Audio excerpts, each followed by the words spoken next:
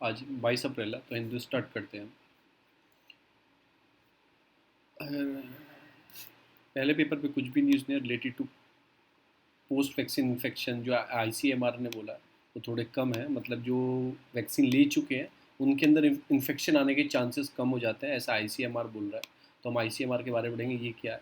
फिर कोवैक्सीन का third trial है वो नहीं पढ़ेंगे। फिर एक रिपोर्ट आई है, प्रेस फ्रीडम इंडेक्स आया है, उसमें इंडिया की रैंकिंग 142 आई है, उसके बारे में हम पढ़ेंगे। फिर इंडिया में इन्फेक्शन जो केसेस हैं वो डेली रिकॉर्ड तोड़ते जा रहे हैं, उसके बारे में पढ़ेंगे। और अब से जो 18 साल से 18 साल से ऊपर वालों को वैक्सीन दी जाएगी वो पैसे में दी जाएगी, उसकी एक लिमिट रख दी है, कॉस्ट रख दिया है कि state 400 rupees and private hospital 600 dosage, मतलब कि पैसे में कुछ डोसेज दिए जाएंगे। मे बी स्टेट तो कोई सब्सिडी दे, वो स्टेट के ऊपर है। तो हमें दो चीज़ में से पढ़नी है, एक तो हमें पढ़ना है प्रेस फ्रीडम इंडेक्स और एक पढ़ना आईसीएमआर। तो हम आते हैं अपने नोट्स पे। जो पहली न्यूज़ आती है वो आती है आईसीएमआर। आईसीएमआर क्या है? एक तरह से Indian council of medical research है, जो रिसर्च करती है, मतलब कि वैक्सीन बनाने पे रिसर्च करती है। तो आईसीएमआर है। आईसीएमआर ने ही आपकी भारत बायोटेक के मिल के साथ मिलके कोवैक्सीन डेवलप की है, कोवैक्सीन डेवलप की है। तो ICMR is a primary agency to develop organisation है और इंक्रेजमेंट करती है बायोमेडिकल रिसर्च इन इंडिया, यानी कि बायोमेडिकल रिसर्च को इंक्रेज बढ़ावा देने के लिए काम करती है। गवर्नमेंट फंडेड इंस्टीट्यूट है और ministry of health and welfare के अंडर आती है और न्यू दिल्ली में इसका हेडक्वार्टर है। 26 ICMR institution focus mainly on particular health research. 26 जो है रिसर्च करते हैं, जैसे बीमारी जो होती हैं आपकी, कि एचआईवी कंट्रोल कैसे करें, मलेरिया कैसे कंट्रोल करें, डायरिया मतलब कि ड्रग, आपकी टॉक्सोलॉजी, इम्यून सिस्टम कैसे स्ट्रॉन्ग करें, उसी के बारे में रिसर्च करती है। इन 1911, ठीक है ना, तो इसमें क्या इंडियन गवर्नमेंट फाउंडेड, जो इंडियन की गवर्नमेंट यानी कि अंग्रेजों के ज़माने में जब थे तो उन्होंने क्या फाउंड किया था, उन्होंने इंडियन रिसर्च फंड एसोसिएशन बनाया था, विद पर्टिकुलरली किस चीज़ के लिए? Promoting and coordination clinical research. तो क्या अंग्रेजों के टाइम पे क्या चलता था? IRFA, Indian research fund association. उसका सिग्निफिकेंस सेम था। जब इंडिपेंडेंट हुए हम तो 1949 में उसको आईसीएमआर बना दिया गया। Indian council of medical research was establish in 1949। Significance widen the scope of activity. जो इसकी एक्टिविटी थी, अंग्रेज जमाने के जेलर हैं ये, तो कम रखते होंगे, इसका स्कोप 1949 में बढ़ा दिया गया। मिशन क्या है आईसीएमआर के? ट्रांसलेट करना वर्किंग को, प्रैक्टिस को, बूस्ट द पब्लिक हेल्थ के लिए, development, management, distribution of information, आपको कंसंट्रेशन देना on the work of health programme, सब चीज़ हेल्थ से अडॉप्टेड है इसकी। अडॉप्ट करना, प्रमोट करना use of modern biological tools to tackle the country health issue. जो भी चल रहा है पेंडेमिक टाइम में, से मॉडल चीज़ों का यूज़ करके हम कैसे कंट्रोल कर सकते हैं। प्रमोट करती हैं क्रिएटिव डायग्नोसिस करती हैं, मतलब केयर, वैक्सीनेशन, इन सब चीज़ों पे काम करते हैं। तो आपको पढ़ लिया आपने आईसीएमआर। एक आईसीएमआर होता है, एक आपके drug controller general of India होता है, और एक प्राइस कंट्रोल अथॉरिटी होती है, फार्मास्यूटिकल प्राइस कंट्रोल अथॉरिटी। तो आपको देख लेना ये किस किस के अंडर आती है। तो आईसीएमआर अंडर में आता है, क्योंकि आपने इन दोनों के, तीनों के नाम बहुत सुने होंगे पेंडेमिक टाइम में। तो ये जो आईसीएमआर है हेल्थ के अंदर आता है। और वो आपको drug controller general of India, ये भी हेल्थ के अंदर आता है। सीडीएसओ, जो सीडीएस होता है उसका हेड होते हैं। और जो आपका फार्मास्यूटिकल प्राइस कंट्रोल अथॉरिटी है, ये आपका मिनिस्ट्री ऑफ फर्टिलाइजर जो है आपके केमिकल के अंदर आती है। तो ये भी आपको याद रखना है। ये तो एक थोड़ा डिफरेंस है तीनों में, ये आपको याद रखना है, कन्फ्यूजन क्रिएट ना होना। तीनों चीज़ ड्रग से रिलेटेड चीज़ों पे वर्क करते हैं। दूसरा आता है आपका फ्रीडम प्रेस इंडेक्स। उसे कौन निकालता है, कैसे निकालता है, इंडिया की रैंक कम क्यों है, उसके बारे में हम पढ़ेंगे यहाँ से। जो भी 2021 का वर्ल्ड प्रेस फ्रीडम इंडेक्स आया, इंडिया की रैंकिंग 142 आई है 180 कंट्री में से। और ठीक है ना, इसे कौन निकालता है? इसे निकालता है रिपोर्टर विदाउट बॉर्डर, जिसे पब्लिश करता है हर साल, एनुअली पब्लिश होता है, हर साल ही पब्लिश होता है। लास्ट ईयर भी 2020 में भी इंडिया की रैंक 142 थी, और इस ईयर भी इंडिया की रैंक 142 है। तो आपको ऐसे याद रखना है। अभी क्या about world press freedom index है क्या? पब्लिश 2002 से हो रहा है, हर साल पब्लिश हो रहा है।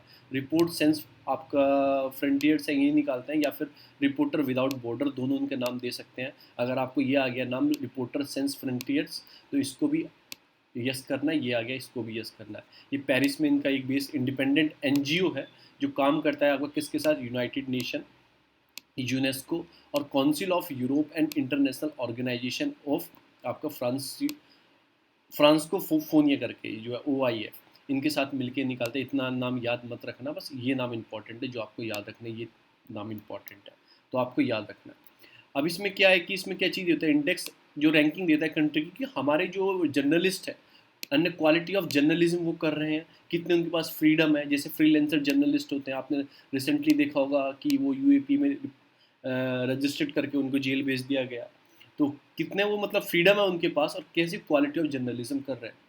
तो वही है पैरामीटर क्या है इसकी, मतलब कि प्लुरलिज्म सबको कवर कर रहे हैं, मीडिया ऑफ इंडिपेंडेंस कितनी है, एनवायरनमेंट कैसा है मीडिया का इंडिया में, तो सब चीज़ को देखा जाता है। ट्रांसपेरेंसी कितनी है, न्यूज़ दिखा रहे हैं अच्छी दिखा रहे हैं, तो ये देखा गया। ग्लोबल सिनेरियो क्या दिखा है, journalism is the main vaccine against the disinformation. जो डिसइंफॉर्मेशन सोसाइटी में चलती हैं तो एक तरह से मेन वैक्सीन का काम करते हैं वो, कि मतलब आप चीज़ों को बाहर लाने के लिए completely partially block in 70% 180 country, मतलब क्योंकि जो डिसइंफॉर्मेशन अगेंस्ट द जो चीज़ें लाते हैं वो 75% कर्व किया जा रहा है कि चीज़ें बाहर मत लाओ। Only 12 of the index 180 country 7% can claim to offer, ये आपको मत पढ़ना।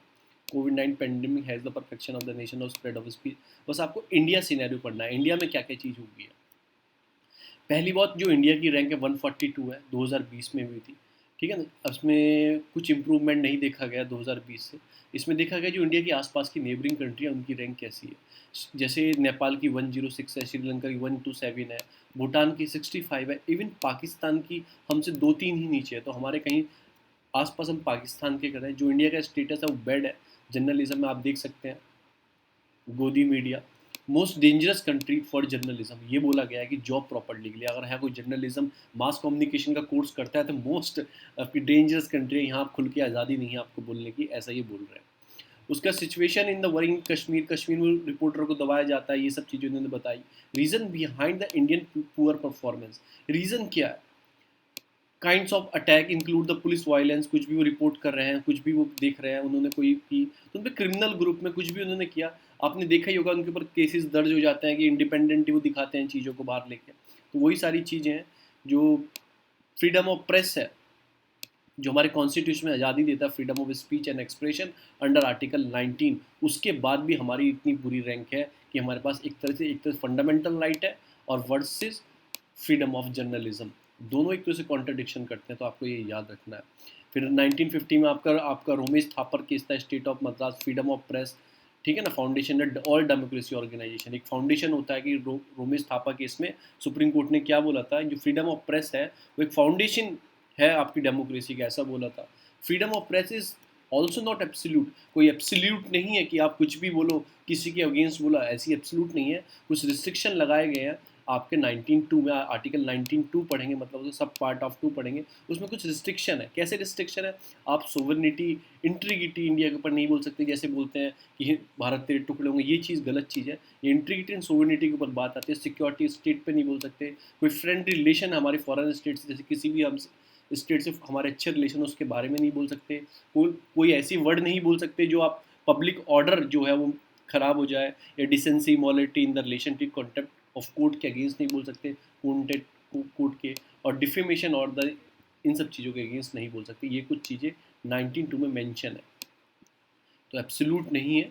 तो हमने ये चेक किया कि हमारी जो रैंक है 142 है, कौन इसे निकालता है वो आपको याद रखना है। इंडिया के प्रोस्पेक्टिव वे में क्या क्या चीज़ें हैं वो आपको याद रखनी है बस, कि इंडिया की बेड उसमें आता है। नेबरिंग कंट्री जो है पाकिस्तान को छोड़कर हमारे आसपास की इवन बांग्लादेश, श्रीलंका, भूटान, सॉरी बांग्लादेश नहीं, नेपाल, श्रीलंका, भूटान, उनके यहाँ अच्छा वो है। और वेरी पुअर में कौन आता है, मैंने आपको ग्रुप में एक मैंने शेयर किया मैप शेयर किया, उसमें लिखा है जो नॉर्थ कोरिया, ये तुर्कमेनिस्तान, ये अफगानिस्तान, ये सब बिल्कुल बेड उसमें आते हैं। हम आते हैं अपने हिंदू पे। यही सारी न्यूज़ थी फ्रंट पेपर से रिलेटेड, और कोई न्यूज़ नहीं है। फिर आता है आपका हिप्पोटोमस, मतलब यह आदमी हिप्पोटोमस होता है कि एक वेलफेयर ट्रस्ट है। इसमें क्या हुआ था, मैं आपको थोड़ी कहानी बताता हूँ। एशियाड सर्कस था, उसके अंदर इसको रखा गया था, मतलब सर्कस में दिखाने के लिए। फिर इसको रिकवर कर लिया आपका एनिमल वेलफेयर बोर्ड ने और पेटा ने, कि मतलब गलत किया जा रहा है कि एनिमल को सर्कस में रखा जा रहा है। तो केस सुप्रीम कोर्ट में गया। अब इसको वापस सौंप दिया गया है, मतलब कि किसके पास, एक ट्रस्ट है Krishna temple elephant welfare trust, उसको दे दिया गया है, वो उसकी देखभाल करेंगे। तो ठीक है, हमें क्या पढ़ना है, हमें थोड़ा पेटा के बारे में जानना है, और एनिमल वेलफेयर बोर्ड जो है आपका उसके बारे में जानना है, जो हमारा एक्स्ट्रिक पॉइंट है। तो हम आते हैं अपने हम पहले पढ़ेंगे पेटा। पेटा एक तरह से एनजीओ है, इतना नहीं पढ़ना। ये प्यूपिल of ethical treatment of animal, आपको मीन्स में लिखने के लिए मेंशन कर सकते हैं, ठीक है ना। तो प्यूपिल of ethical treatment of animal करना चाहिए, मतलब जानवर को एक बुरी क्रूरटी से नहीं करना चाहिए। Has entry in the Limca book record at the largest animal right organisation. ये लिम्का जो बुक एक रिकॉर्ड आता है, उसके अंदर इसको रजिस्टर्ड किया गया है। इसने मतलब लार्जेस्ट ऑर्गेनाइजेशन है जो वो एनिमल वेलफेयर के लिए लड़ते हैं। अब इसके पेटा इंडिया मतलब कि चीफ सेक्रेटरी हैं कोई अनुराधा जी, इनका नाम याद रखना मत रखना। इसका जो बेस्ड है मुंबई में, इसका कुछ हेडक्वार्टर बेसिस सन 2000 में इसको लाया गया था। ये क्या काम करता है वो, यानी मतलब वेलफेयर के लिए, कि उनकी खाने के लिए, वियरिंग, एक्सपेरिमेंट के लिए नहीं यूज़ करना चाहिए। उनका भी जीवन है, सब चीज़ उसी पे वर्क करता है। तो आपको याद रखना है, एक तरह से कोई गवर्नमेंट ऑर्गेनाइजेशन नहीं है। तो गवर्नमेंट ऑर्गेनाइजेशन कौन सी है जो वेलफेयर के लिए काम करती है, उसके लिए animal welfare board of India, AWBI। अगर शंकर IAS पढ़ोगे, आपको गवर्नमेंट बॉडीज़ पे जाओगे जो इन्वायरमेंट के लिए काम करती हैं, पहले पेज पे आपको ये बॉडी दिखाई देगी, animal welfare board of India. और ये टॉपिक है GS थर्ड इन्वायरमेंट में, आपको पूछा जा सकता है। दिल्ली हाई कोर्ट ने इसको बोला था कि आप चेक करो, कहीं फिजिकली सर्वे करो सारे सर्कस का, इंडिया के जितने भी हमारे कंट्री में सर्कस है जो लगते हैं, कोई एनिमल की जो कंडीशन है, कोई भी एनिमल हो, इवन डॉग, उनकी कंडीशन चेक करो अच्छी है या उन्हें क्रूरटी उनके ऊपर की जा रही है। तो इस बोर्ड के बारे में पढ़ेंगे। एक स्टैट्यूटरी बॉडी है। स्टैट्यूटरी बॉडी तो किसी एक्ट से बनी होगी। हाँ भाई, इसके लिए एक एक्ट लेके आए, prevention of cruelty to animal act 1960, ये वाला एक्ट लेके आए। और 1962 में इस बॉडी को इस्टेब्लिश किया गया, सेक्शन 4 में इस एक्ट के। तो आपका स्टैट्यूटरी बॉडी है, ये एडवाइस करती है गवर्नमेंट को, मतलब कि गवर्नमेंट ऑफ इंडिया कौन, एनिमल वेलफेयर लॉ। अगर आपके एनिमल वेलफेयर लॉ बनाने हैं, कोई प्रमोट करना है एनिमल वेलफेयर, तो ये सजेस्ट करती है गवर्नमेंट को आपको ऐसे करना चाहिए। बोर्ड में 28 मेंबर होते हैं, हु सब फॉर 3 साल के लिए वो बैठते हैं, बातें करते हैं, ठीक है ना। वेलफेयर ऑर्गेनाइजेशन को उसको ग्रैंड मिलती हैं, मतलब कि वो प्रोवाइड करते हैं, उनके लिए चलाते हैं। Board initially with the jurisdiction of government of India, ministry of food and agriculture के अंदर आता था। पर 1990 में मतलब कि prevention of cruelty to animal transfer to the ministry of environment. देखो तो आपको क्या आएगा, आपको ऐसा लिखा आएगा, initially this act come under the environment, now is transfer to the food and agriculture, ऐसा लिखा आ जाएगा, उल्टा कर देंगे। तो आपको स्टार्टिंग में जब ये बॉडी बनी थी, तब ये ministry of food and agriculture में आती थी। 1990 में इसको ट्रांसफर करके इन्वायरमेंट मिनिस्ट्री को दे दिया गया। और ठीक है, ये रिक्वेस्ट करती है मतलब कि रूल हाउ एनिमल और टू, मतलब ह्यूमनली कैसे एनिमल को नेचर रखना चाहिए, कोई एनिमल है। इसका पहले हेडक्वार्टर कहाँ था, इसका पहले चेन्नई तमिलनाडु में इसका हेडक्वार्टर था, फिर ट्रांसफर करके बल्लभगढ़ फरीदाबाद डिस्ट्रिक्ट हरियाणा में ट्रांसफ़र कर दिया गया, शिफ्ट कर दिया गया। तो आपको ये ऐसे भी याद रखना है। तो स्टैट्यूटरी बॉडी आपको याद रखना है, कोई एनजीओ नहीं है, गवर्नमेंट ने किसी एक्ट से इसको बनाया है। इसमें वेलफेयर की गवर्नमेंट को सजेस्ट करती है, एज एडवाइजरी बॉडी है। इनिशियली फॉर्म में फूड एंड एग्रीकल्चर मिनिस्ट्री में आती, फिर इन्वायरमेंट में आती थी। इनिशियल फॉर्म में इसका हेडक्वार्टर चेन्नई में था, नाउ शिफ्टेड टू फरीदाबाद। ये हमने पढ़ लिया पेटा और एनिमल वेलफेयर बोर्ड के बारे में। हम आते हैं अपने हिंदू पे। आज कोई खास इतनी न्यूज़ नहीं है, एडिटोरियल भी इतने खास नहीं है। फिर प्राइवेट स्कूल में अब क्या हो गया, अब तो लॉकडाउन लग गया, तो उन्होंने क्या समर वेकेशन घोषित कर दिया, तो क्लास भी नहीं चलेंगी ऑनलाइन, बच्चों की पढ़ाई हम पूछ रहा है, इलेक्शन कंटिन्यू चलेंगे। ये एडिटोरियल इतना काम का नहीं है। इसमें ट्रांसफर ऑफ जो टेम्पल्स हैं वो मतलब कि जो स्टेट गवर्नमेंट के अंडर आते थे, अभी आपने उत्तराखंड में देखा होगा नियर अबाउट 40 और 50 temples should be transfer to, मतलब उन्हें ओन, जो गवर्नमेंट का रेगुलेशन थी वो खत्म कर दी गई है। तो उसमें क्या फ़ायदा होता है, क्या चीज़ होती है, तमिलनाडु में इलेक्शन है, करना चाहिए नहीं करना चाहिए, तो ये हमारे किसी काम का नहीं है। दूसरा होता है ओपन एंड सेफ। अभी क्या है कि लॉकडाउन लग रहा है, कि अभी मोदी ने कल स्पीच है, परसों मोदी जी ने स्पीच दी, तो उसमें बोला था कि लॉकडाउन कैसे, ये भी हमारे काम का नहीं है।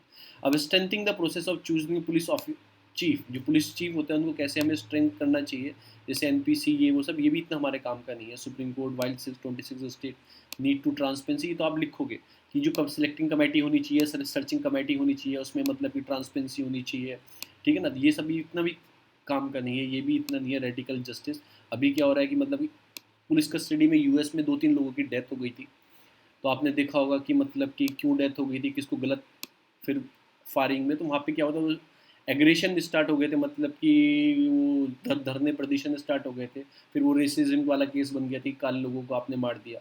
तो वही है कि create a national standard of policing toward the great accountability लानी है पुलिस के अंदर। तो वही है, मैंने एक पॉइंट इसमें से निकाला, बस ये यही हमारे काम का है, और कोई पॉइंट काम का नहीं। पहला आर्टिकल आता है, वो आता है रिसिप्ट ऑफ वैक्सीन इनइक्वालिटी। चक्कर सारा क्या है, अभी क्या किया जा रहा है, अभी 1 मई से जो 18 साल से छोटे लोग हैं वो भी वैक्सीन ले सकते हैं, मतलब 18 साल से बड़े जो है 45 साल तक तो ले रहे हैं। अब 18 साल से जितने भी अब एज वाले सबको वैक्सीन ले सकते हैं, पर 18 से 24 तक जो वैक्सीन लेंगे उनको कुछ कॉस्ट देनी होगी। वो क्या कॉस्ट देनी होगी वो गवर्नमेंट डिसाइड करेगी जो वैक्सीन दी जाएगी। तो ये आर्टिकल यही बोल रहा है, जब आपको वैक्सीन लगेगी 18 साल से 45 साल वालों को, 45 साल वाले से ऊपर को फ्री है, अभी तक लग रही है, पर जो 18 से लगेगी उनको कुछ कॉस्ट देनी होगी। वो कॉस्ट क्यों देनी होगी? क्योंकि जो सीरम इंस्टीट्यूट की वैक्सीन बनाने वाली कंपनी है उन्होंने बोला है कॉस्ट के लिए, ठीक है, तो कॉस्ट देनी होगी। गवर्नमेंट भी बोल रही है कॉस्ट लेनी चाहिए, क्योंकि वर्किंग ग्रुप है, 18 से 45 वालों का वर्किंग ग्रुप कमाता है, तो उसको फ्री ऑफ कॉस्ट नहीं देनी चाहिए, कुछ आपको रखना चाहिए। तो इसमें एक आइडिया लगा है कि 595 मिलियन इसमें आदमी है जो इस बीच में आते हैं, 18 से 44 के बीच में आते हैं, और 1190 मिलियन डोसेस चाहिए। तो एक बहुत ह्यूज मात्रा में है। अब क्या प्राइस रखेंगे वो डिपेंडेंट करेगा कि स्टेट क्या रखती है। इसमें एक कंडीशन और है, जो भी इंस्टीट्यूशन डेवलप कर रहे हैं वैक्सीन वो 50% सेंट्रल को देंगे और 50% स्टेट को देंगे। तो इसमें 2-3 कंडीशन है। एक तो एडिटोरियल जो बोल रहा है कि आपको जेप क्या डोसेज रखी जाएंगी क्या नहीं रखी जाएंगी उसकी है, और सब लोग अफोर्डेबल नहीं है, कि मतलब जो इतने गरीब गरीब लोग हैं जिनके 10-20 रुपए भी नहीं कमा पाते दिन में, उनको गुजारा कैसे चलता है उन्हें ही नहीं पता। तो एक इक्विटी, जो इक्विटी सबको इक्वल बैलेंस रखना चाहिए, वो एक सामने बात आती है कि एक तरफ गवर्नमेंट बोलती है कि इक्विटी में सबको इक्वल एक्सेस मिलना चाहिए, और इंडिया कभी कहीं पहली कंट्री बनने जा रहा है जो वैक्सीन के प्राइजेस रखेगा वैक्सीन देने पे। पर जितनी भी कंट्री हैं पूरे वर्ल्ड में, अभी तक किसी भी कंट्री ने वैक्सीनेशन के प्राइसेस को नहीं बोला है कि वैक्सीनेशन में प्राइजेस लेंगे। इंडिया पहली कंट्री होगा अगर ऐसा हुआ। उसके बाद कंपटीशन क्रिएट होगा, क्योंकि 50% वो स्टेट को देंगे। कंपटीशन क्रिएट कैसे होगा कि स्टेट को इंडिविजुअली खरीदनी होगी, सेंट्रल उसमें कुछ नहीं करेगा। तो जैसे कंपटीशन क्या होगा कि जो गरीब स्टेट है जिनका पैसा नहीं है, नॉर्थ ईस्ट मान लो, मतलब कि, या फिर और भी स्टेट मान लो ज़्यादा पॉपुलेशन है, उनको ज़्यादा खरीदनी होगी, ज़्यादा पैसा लगाना होगा। अब वैक्सीन आई 50, मैं एक एग्जांपल देता हूँ, वैक्सीन 50 आई, अब 50 वैक्सीन मतलब कि सब यूपी ने खरीद ली, तो अदर स्टेट के पास बची नहीं, तो फिर वो क्या करेंगे? तो वैक्सीन की शॉर्टेज किसी में ज़्यादा होगी किसी में कम होगी। तो ये सारी चीज़ों की प्रॉब्लम लगाई जा रही है कि राइजिंग कॉस्ट आपने रख दी है कि लोग कैसे लगवाएंगे, मतलब कि जो उनके पास पैसा नहीं है। आपने 500-500-600 रुपये जितने भी आप रखोगे, तो एक इक्विटी ख़त्म कर रहे हो। सारी बात इस आर्टिकल में यही बताई गई है। इतने लोगों को लगाई जाएगी तो इतनी बहुत कॉस्ट हो जाती है। तो यही सारी बात की जा रही है कि sharp criticism for the shortfall. अब शॉर्टफॉल हो जाएगी वैक्सीन की, central government by allowing the state to, मतलब स्टेट अपने अपने अब जाके खरीदेंगे ना, तो एक तरह शॉर्टफॉल भी हो सकता है। और आपका inequity based on the age brand is dangerous position, मतलब एक तरह से आप जो क्रिएट कर रहे हैं। इंडिया में सून है 3 वैक्सीन और आने वाली हैं इंडिया में, देखते हैं जो भी होगा वैक्सीन के ऊपर। दूसरा जो आर्टिकल आता है, data is a new global order, ये कुछ भी नहीं है, थोड़ा सा इसमें डाटा के बारे में बताया गया है कि डाटा कितना इंपॉर्टेंट है आने वाली जनरेशन के लिए, आने वाले यूथ के लिए डाटा कितना इंपॉर्टेंट है। और ऐसा बोला जा रहा है data is the most important fuel in 27 generation, जो 27 सेंचुरी में डाटा सबसे इंपॉर्टेंट फ्यूल है। आपने देखा होगा अगर आपका डाटा किसी को मिल जाए तो आपको मैनिपुलेट भी कर सकता है, आपकी दिमाग की थिंकिंग को भी जान सकते हैं। तो डाटा एक मोस्ट इंपॉर्टेंट चीज़ है, इन्होंने सारी बात इसी में बोली है। क्योंकि देखो ग्लोबल सिनेरियो, पहले अटलांटिक होता था, इधर यूरोप होता था, सॉरी अटलांटिक ओशन होता था, और इधर आपका क्या होता था, इधर आपका होता था आपका यूएस होता था, नॉर्थ अमेरिका साउथ अमेरिका। तो इकनॉमी यहाँ से चलती थी स्ट्रॉन्ग जो होता था, मतलब आर्टिक यहाँ से इकनॉमी यहाँ से चलती थी। अब क्या हो रहा है कि शिफ्ट हो गया है कि इंडिया और पैसिफिक ओशन की तरफ राइज हो गया चीज़ों का, क्योंकि एक तरफ चाइना खड़ा है और एक तरफ इंडिया खड़ा है, एक बहुत स्ट्रॉन्ग पावर है, ठीक है ना। तो इधर की सब सारा शिफ्ट हो गया एशिया के साइड। तो उसके साथ साथ क्या हो कि साइबर सिक्योरिटी का जो इशू है, नेशनल इशू है, वो भी बढ़ने स्टार्ट हो गए हैं। क्योंकि आपने देखा ही है एक मास अमाउंट है डाटा का, जैसे इंडिया के पास एशिया के पास, उसका एशिया एडवांटेज ले सकता है, ठीक है ना। ये इन्होंने बोला है। और फिर बोला है कि रिन्यूएबल स्ट्रेटेजी, जैसे इनोवेशन बेस्ड जो डाटा होता है स्ट्रीमिंग करने के लिए, जैसे China rising the second largest economy, ठीक है ना। तो डाटा की वजह से India China second largest economy बन सकता है, क्योंकि बल्क चीज़ें हैं उसके पास।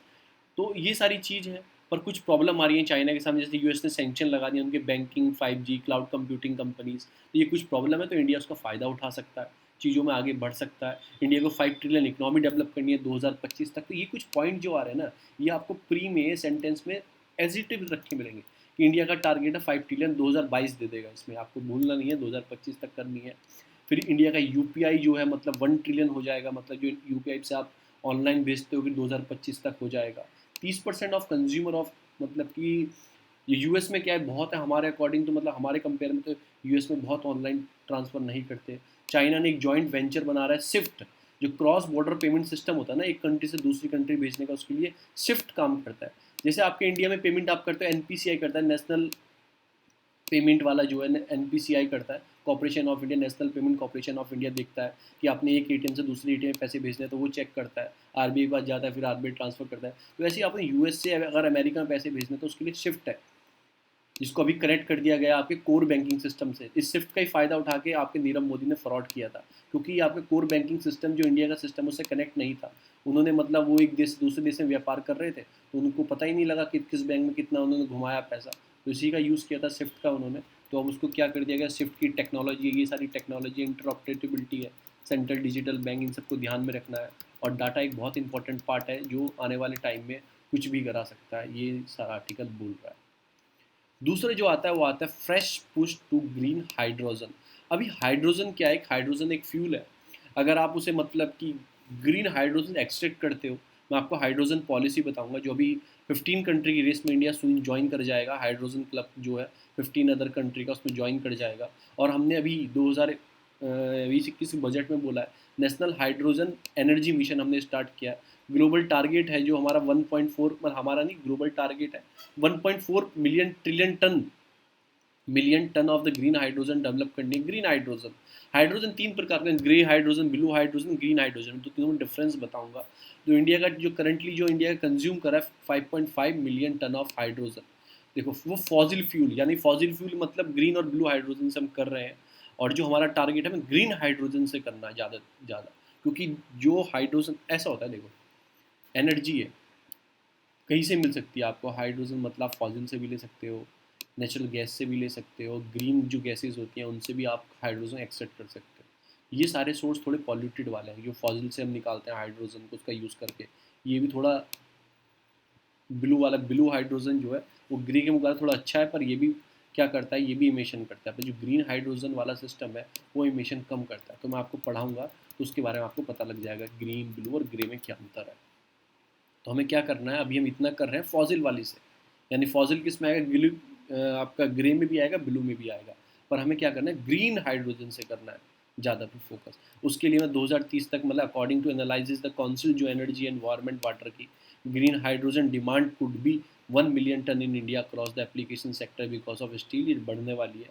कुछ रिकमेंडेशन भेजी है इन्होंने, रिकमेंडेशन भेजी कि सेंट्रलाइजेशन मत करो, जो मतलब हाइड्रोजन प्रोडक्शन यूनिट है आपको डेवलप करना है, उसे डिसेंट्रलाइज करो। डिसेंट्रलाइज का मतलब होता है कि सेंट्रल अपने पास मत रखे कोई भी, उसे डिसेंट्रलाइज स्टेट को दे दे, स्टेट उसे लोकल को दे दे, मतलब कि डिसेंट्रलाइजेशन पावर कर दो, सबके पास पावर दे दो, तो उसका यूज़ करो। लो कॉस्ट इलेक्ट्रिसिटी, मतलब क्या होता है कि अभी क्या होता है कि उसमें कुछ इलेक्ट्रिसिटी की ज़रूरत पड़ती है, इलेक्ट्रिसिटी डेवलप करने के लिए, हाइड्रोजन डेवलप करने के लिए कुछ इलेक्ट्रिसिटी की ज़रूरत पड़ती है। वो कैसे पड़ती है, electrolysis, when the split of water H2 and O2 using electricity. तो हम क्या करते हैं, इलेक्ट्रिसिटी को दूर तक लेके जाते हैं, उसे निकालते हैं, इलेक्ट्रिसिटी का लॉस होता है। वो बोलते हैं जहाँ पे इलेक्ट्रिसिटी प्रोड्यूस सब कुछ हो रहा है एक ही स्थान पे करो। तो आपको बस ये रखना है, डिसेंट्रलाइजेशन करना है।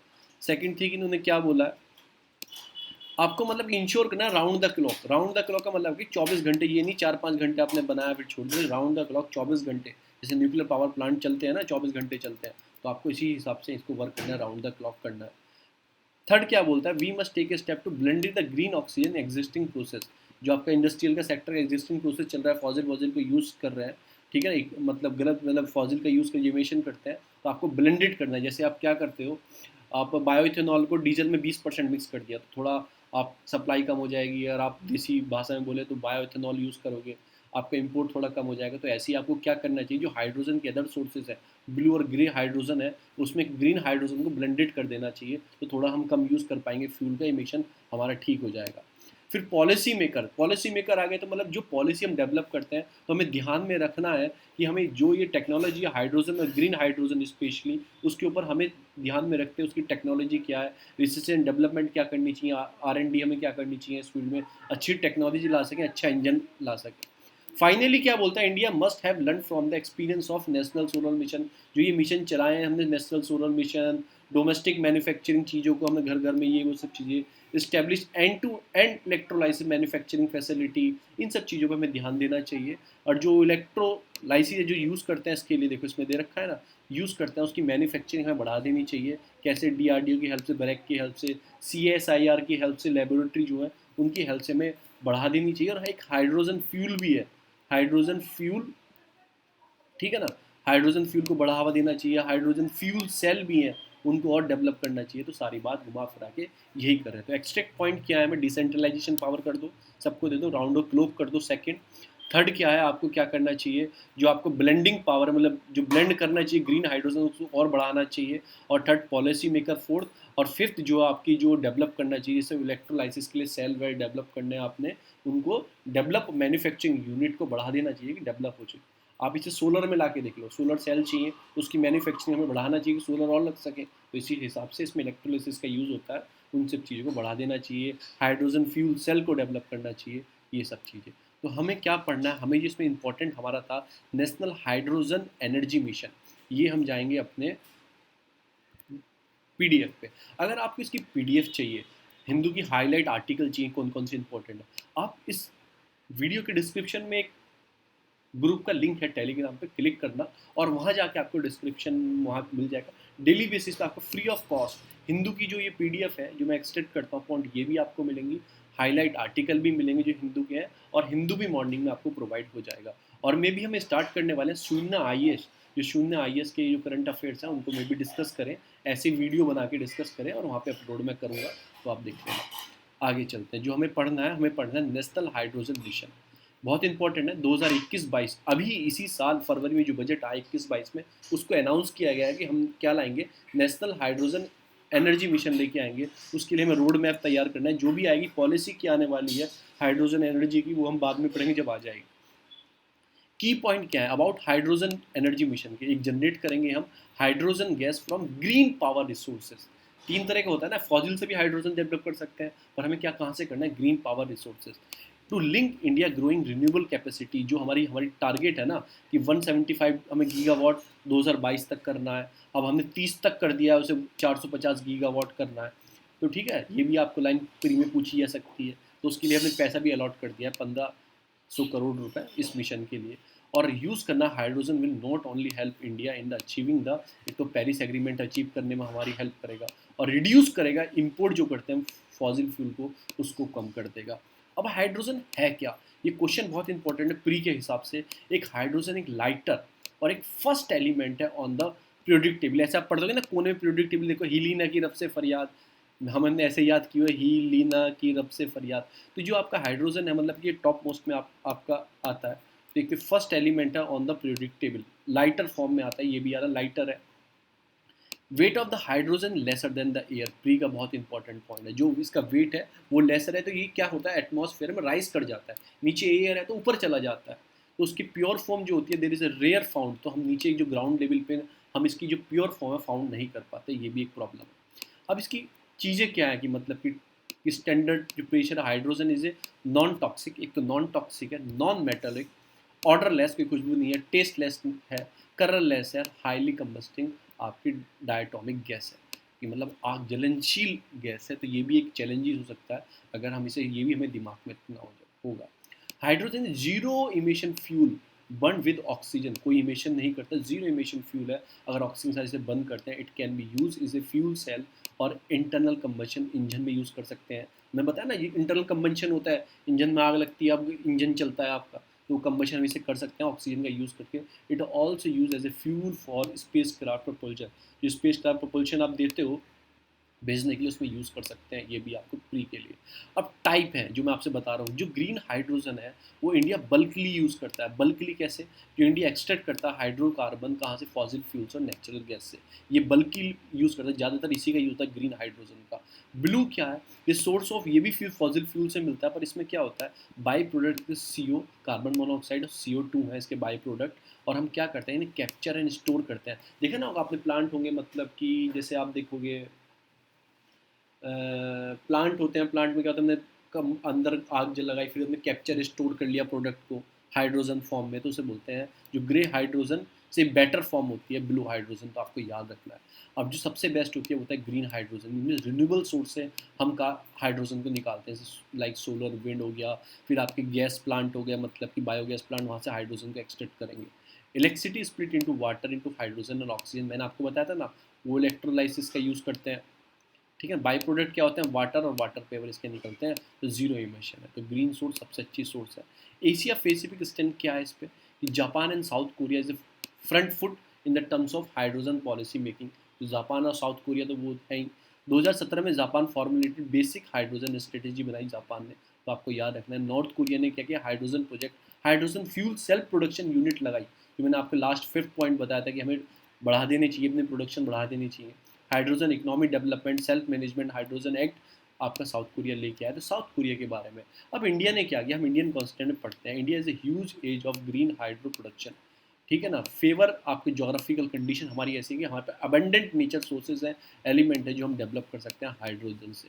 गवर्नमेंट है गिव, मतलब कि गवर्नमेंट को क्या करना चाहिए, पाइपलाइन सेटअप करनी चाहिए, गैस पाइपलाइन इंफ्रास्ट्रक्चर। ये पाइपलाइन कुछ भी नहीं होता, एक तरह से मतलब क्या होता है कि रोड डेवलप करनी है तो आपको एक सूत्र में बोलते हैं ना, एक सूत्र में ऐसी चीज़ बनाओ कि अच्छा काम मिले। उस हाईवे को नेशनल हाईवे से कनेक्ट करो, नेशनल हाईवे को पोर्ट से कनेक्ट करो, पोर्ट जो होते हैं पोर्ट को मतलब कि बड़ी बड़ी सिटी से कनेक्ट करो, तो एक सूत्र में आपको डेवलपमेंट करना है, तो उसे क्या बोलते हैं, पाइपलाइन इंफ्रास्ट्रक्चर। ये नहीं कि पाइप बिछाना है, पाइप नहीं होते। जैसे नेशनल पाइपलाइन हमारा मिशन आया था अभी कोरोना काल में ही आया था, तो पाइपलाइन पाइप बिछाने नहीं होते, डेवलपमेंट बढ़ना है, एक सूत्र कार्यक्रम, सबको एक साथ कनेक्टेड करना है, एक ही सूत्र में बांधना है सबको, तो पाइपलाइन इसलिए बोला गया। तो हमें कोई ऐसा प्रोजेक्ट गैस के लिए भी स्टार्ट करना चाहिए, स्मार्ट ग्रिड डेवलप करनी चाहिए, integrate renewable energy in the present energy mix करना चाहिए। ये सारी चीज़ें मैंने आपको 5 पॉइंट तो मैंने वहाँ भी आपको बता दी। वो आपकी पॉलिसी मतलब कि चैलेंजेस है कि सस्टेनेबल कर रहे हो, पर ये green extra green blue hydrogen पे आपने इतना काम नहीं किया है। कार्बन कैप्चर स्टोर मतलब CCS जो है, carbon capture and storage and hydrogen fuel cell technology पे हमें काम करना चाहिए, जो हाइड्रोजन फ्यूल टेक्नोलॉजी है। आपके maintenance cost of the fuel cell post मतलब कि मेंटेनेंस पे भी पैसा लगेगा। R&D रिसर्च एंड डेवलपमेंट बढ़ाना चाहिए, तो ये पॉइंट तो ऐसे हैं।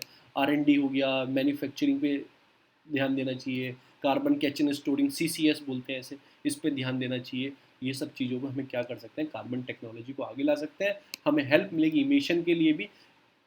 और बहुत सारी चीज़ एग्रीमेंट जो है, पेरिस एग्रीमेंट है, आपकी नेट न्यूट्रलिटी है, नेट जीरो कार्बन इमिशन है, इन सब चीज़ों के लिए हमें फ़ायदा मिलेगा इन फ्यूचर, हम इजीली हैंडल कर पाएंगे। तो यही देखो इसमें बात वे फॉरवर्ड में क्या लिखा गया, इंक्रीज इन्वेस्टमेंट पहला पॉइंट, रिसर्च एंड डेवलपमेंट दूसरा पॉइंट, कैपेसिटी बिल्डिंग तीसरा पॉइंट, आपकी कंपेटेबिलिटी लेजिस्लेशन मतलब जो उसके फेवर में लेजिस्लेशन करना चाहिए। जैसे आप काम कर रहे हो, मुझे यहाँ लॉ अच्छा करना है, हमें डेथ रेट कम करना है रोड एक्सीडेंट का, तो मैं उसके लिए अच्छे अच्छे लॉ लाऊंगा, बॉडी बनाऊंगा, ठीक है ना, अवेयरनेस क्रिएट करूंगा, तो उसके हिसाब से हमें लेजिस्लेशन करनी चाहिए।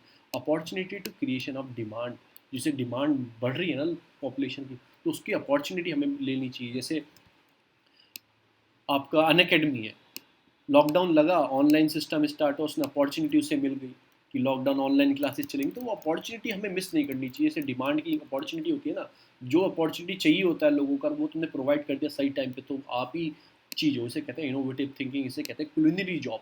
कुलिनरी जॉब पढ़ोगे फर्स्ट प्राइमरी सेकेंडरी टर्शियर और क्यूनेटरी, और उसका कुलिनरी जॉब होती है कि इनोवेटिव चीज़ों को रखना चाहिए, और जो डिमांड है उसको आप प्रोवाइड करा तो बहुत अच्छा होता है। तो ये हमारे पॉइंट थे, मैं आपको लास्ट में बस इसमें एक 7 पॉइंट और पढ़ाऊँगा, और इसमें से और हमने सारे लगभग लगभग कवर कर लिए हैं।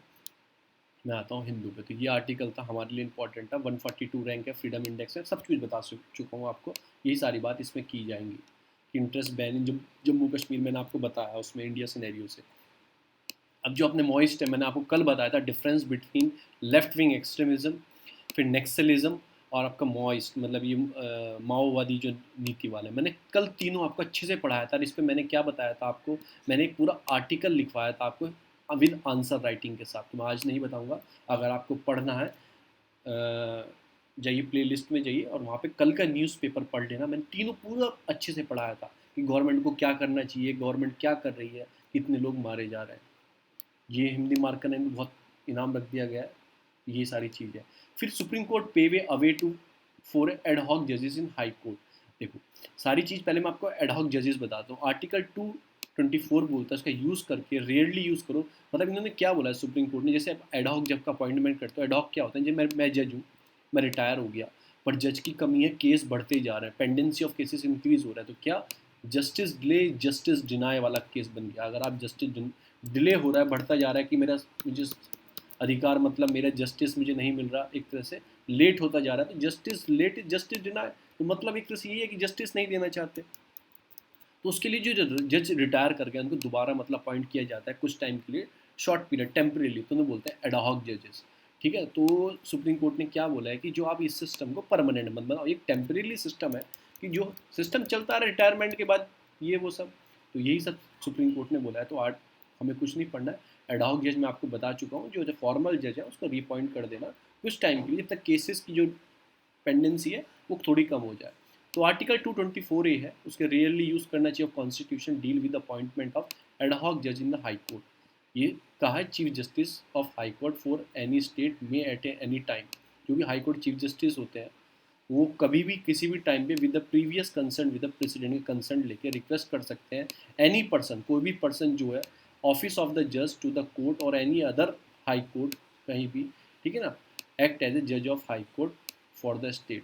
तो मतलब ऐसे नहीं किसी को भी अपॉइंटेड कर देंगे, तो उसके क्राइटेरिया होता है जज कौन हो सकता है, जज कौन हो सकता है। आप पढ़ना हाई कोर्ट का जज के लिए क्या क्राइटेरिया है, सुप्रीम कोर्ट जज के लिए क्या क्राइटेरिया, वो क्राइटेरिया के अकॉर्डिंग कोई फुलफिल कर रहा है उसको, या कोई रिटायर्ड जज है, और टेम्परेरी उसके लिए, ये नहीं परमानेंट के लिए, टेम्परेरी उसे बोलते हैं एडहॉक जज। आर्टिकल 224 आपको याद रखना है, तो मैं आपको इतना ही बताना चाहता था। नेक्स्ट चलते हैं, नेक्स्ट आगे चलते हैं, सॉरी। आगे जो न्यूज़ आती है कि इंडिया एड, जो आप टीवी में एड्स देखते हो ना, उसमें भी कहीं ना कहीं स्टीरियोटाइप चीज़ें दिखाई देती हैं कि फेवर वो मैन को करते हैं इन कम्पेयर टू वुमेन। आप ऐड देखते होंगे टीवी में, एक रिपोर्ट आई है, आपको पहले मैं रिपोर्ट का नाम बताता हूँ। उस रिपोर्ट का नाम है आपका, एक स्टडी की गई है, किसने स्टडी की गई है, यूनिसेफ में, और जीना डेविस इंस्टीट्यूट आपका जेंडर इन मीडिया, इसकी एक इन्होंने स्टडी की है, जेंडर बायसेस आपका inclusion in advertising in India. कि इसने बताया कि जो एडवर्टाइजिंग इंडिया में होते हैं उसके ऊपर ही मतलब स्टीरियोटाइप थिंकिंग रखी जाती है कि वुमेन को क्या रोल मिलेगा, या तो महिला होगी घर में, वो मतलब दो बच्चों की माँ होगी, और शॉर्ट टर्म पीरियड के लिए उसका एडवर्टाइजमेंट दिखाया जाता है। तो उसे कोई ऐसा रोल नहीं दिया जाता, शॉर्ट टाइम पीरियड के लिए उसे ऐसा रोल दिखाया जाता है कि उन्होंने सर्वे किया है कि बहुत सारे एडवर्टाइजमेंट देख के, और चेक किया है कि हमेशा वुमेन का रोल जो होता है वो सर्फ बेचने में, कि सर्फ बेचना है तो वो भी एक घर की लेडी भी काम करते दिखाएंगे। तो वही सारी चीज़ें दिखाई, डिटर्जेंट फूड कॉमर्शियल के लिए women take care of the family who speak the recently women view, मतलब वो फैमिली में सबकी केयर कर रही है, वो साबुन का ऐड करेगी। तो और शॉर्ट टाइम पीरियड के लिए वो ऐड दिखाया जाता है in compare to man. Man को एक इंडिपेंडेंट दिखाया जाता है घर से, मतलब ये, फिर उसे लंबे टाइम तक उसका ऐड दिखाया जाता है, और इवन कम्पेयर टू वुमेन। तो उन्होंने एक सर्वे किया, आप मेंशन कर सकते हैं किसने, यूनिसेफ ने, और जीना डेविस इंस्टीट्यूट है जेंडर इन मीडिया, उसने ये किया, और उनकी रिपोर्ट आई है कि gender biases inclusion advertising in India, कि इंडिया में जेंडर बायस्ड होता है एडवर्टाइजमेंट के बेसिस पे भी। तो आप खुद पढ़ लेना, ये रिपोर्ट में हमारी जो चीज़ें आई हैं वो हमें जानने की ज़रूरत नहीं है, कि 2/3 ऑफ फीमेल करेक्टर है in India advertise head light medium light skin toner, मतलब कि इन सब चीज़ों पे स्किन टोनर पे काम कर रही है। वो क्या स्किन टोनर एडवर्टाइजमेंट जो आते हैं आप देखते हैं, तो वही है कि फीमेल को in compare to male advertisement में भी बाइसेस है आपका, इनइक्वलिटी शो की गई है। तो ये सारा आया है, इस रिपोर्ट को आप मेंशन कर सकते हो, यूनिसेफ की है और जेनेवा डेविस की, यहाँ पे भी आपको देखा गया। अब इंडिया में 4 रफाल दोबारा आने वाला है, रफाल के बारे में पहले भी पढ़ा था हम, दसॉल्ट जो एविएशन है फ्रांस का, उससे परचेज कर रहे हैं। अभी क्या इंडिया में होने वाला है, अभी होने वाला है लीडर्स मीटिंग होने वाली है क्लाइमेटिकल चेंज, जिससे जो हेड करने वाले वर्चुअली होने वाली है, और यूएस के बाइडन जो प्रेसिडेंट है उसको करने वाले हैं। मैं ये भी, या हाइड्रोजन कार्बन के लिए, नेट जीरो न्यूट्रलिटी के लिए डेली आर्टिकल आ रहा है, आप पढ़ रहे हो, और 4-5 दिन बाद भी आएगा। तो क्योंकि मीटिंग ये कल से स्टार्ट होगी, आज से शायद स्टार्ट है, और कल या परसों तक चलेगी। हम डेली पढ़ेंगे, देखिए उसमें क्या क्या बातें होती हैं, हम डेली हम इन्वायरमेंट के बारे में पढ़ेंगे। फिर door to door vaccination is not possible, central ने बॉम्बे हाई कोर्ट से बोला है। क्यों बोला है कि इससे क्या होगा, आप क्या हो सकते हो, आप कंटेनमेंटेड एरिया में गए, कोई कंटेनमेंट एरिया उसमें गए, आप देने गए वैक्सीनेशन में भी, आपको चांसेस बढ़ जाते हैं जो वैक्सीनेशन दे रहे हैं डोर टू डोर जाके, कि वो भी इन्फेक्टेड हो जाए। तो ये हाई कोर्ट से बोला है कि पॉसिबल क्यों नहीं है, हाई कोर्ट ने सेंट्रल से पूछा था। फिर श्रीलंका ने डिटेक्ट किया न्यूक्लियर जो मटेरियल, चाइना बाउंड वेसल, जो हम्बन टोटा पोर्ट है वो चाइना ने ले रखा है रिलीज पे 99 साल की, क्योंकि वो डेप्थ नहीं दे पाया डेवलप करने के लिए, तो उन्होंने पोर्ट ले लिया। तो वहाँ पे एक उनको वेसल मिला है, वेसल में क्या मिला है, डेंजरस कार्गो, उसका नाम दिया गया डेंजरस कार्गो। क्यों दिया गया, उस वेसल के अंदर मिला यूरेनियम हेक्साफ्लोराइड, जो यूज़ होता है आपको यूरेनियम बनाने में। और श्रीलंका एटॉमिक जो एनर्जी एक्ट है वो बोलता है कि ऐसा कोई डेंजरस चीज़ है। आपने क्या देखा, लेबनान में एक बेरूत जगह है, वहाँ पे कितना तगड़ा विस्फोट हुआ था, तो आप ऐसे डेंजरस मटेरियल कार्गो में रख रहे हो बिना बताए उसकी देश की गवर्नमेंट को। आपको रिलीज भी तो दिया, ये थोड़ी दे दिया कि आप कुछ भी करोगे वहाँ पे। वही बोला है कि हम ऑर्डर नहीं देंगे, वो उन्होंने वहाँ से जल्द बोला कि आप इस शिप को लेके जाओ यहाँ से। तो यही सारी चीज़ें कि डेंजरस कार्गो किस चीज़ से रिलेटेड, श्रीलंका के लॉ के अगेंस्ट था, और चाइना बाउंडेड एक वेसल था हम्बन टोटा पोर्ट पे, वहाँ पे उसके पास मिलियंस वो यूरेनियम हेक्साफ्लोराइड कैरी कर रहा था, आपको याद रखना है। फिर US law maker back 100 billion science push.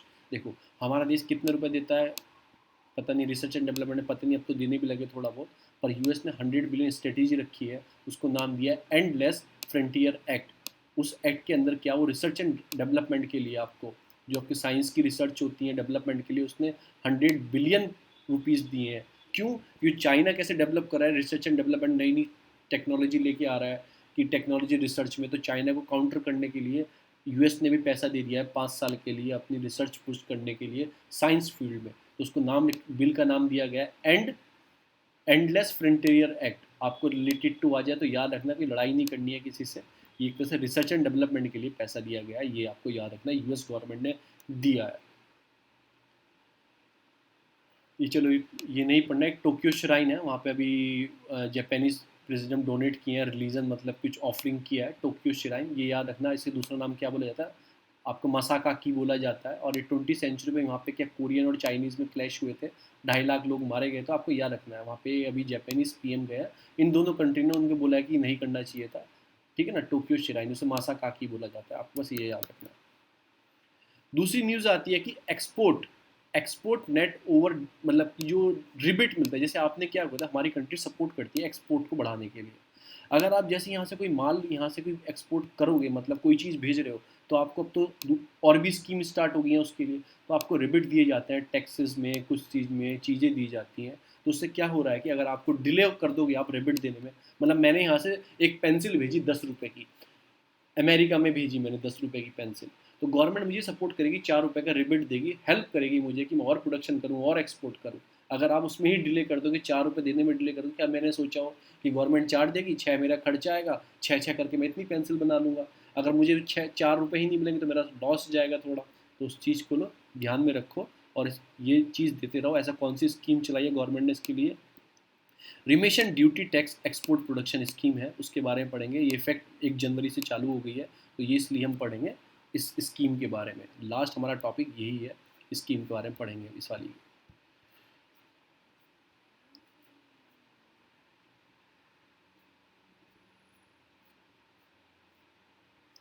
जो स्कीम है आपका, remission of duty tax export, आपका प्रोडक्ट रॉड टीईएफ स्कीम है। ये कुछ नहीं है, स्कीम है एक तरह से, किस चीज़ के लिए मैंने आपको बता दिया, रिबिट टैक्स में आपको कुछ इंसेंटिव देने के लिए।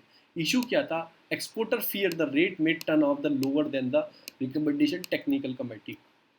मैं आपको स्कीम के बारे में बताता हूँ सीधा, कुछ नहीं, आप पेंडेमिक टाइम में पढ़ लेना, कुछ लॉस आ रहा था एक्सपोर्ट इंपोर्ट करने में, तो ये गवर्नमेंट ने स्कीम चलाई थी, 2020 में इसको अनाउंस किया गया था, और रिप्लेस किस स्कीम को किया था इसने, MESI को, आपको मार्केंडाइज एक्सपोर्ट फ्रॉम इंडिया स्कीम, इसको इसने MEIS को इसने रिप्लेस किया था, और अब से लागू हो गया, क्योंकि ये जो वर्ल्ड ट्रेड ऑर्गेनाइजेशन उसके कुछ रूल्स एंड रेगुलेशन है, उसको मतलब कि प्रॉब्लम अच्छे से फॉलो नहीं करी, तो गवर्नमेंट उसके लिए नई स्कीम लेके आई। उसमें क्या होता है नई स्कीम में, refund to exporter embedded central state और लोकल जो ड्यूटीज टैक्स लगते हैं, उसमें थोड़ी हेल्प मिल जाती है जो एक्सपोर्टर होता है एक्सपोर्ट करने के लिए। उससे क्या होगा, इंडिया का एक्सपोर्ट इंक्रीज होगा, हम जो इंटरनेशनल स्टैंडर्ड है उसको मतलब मैच कर पाएंगे।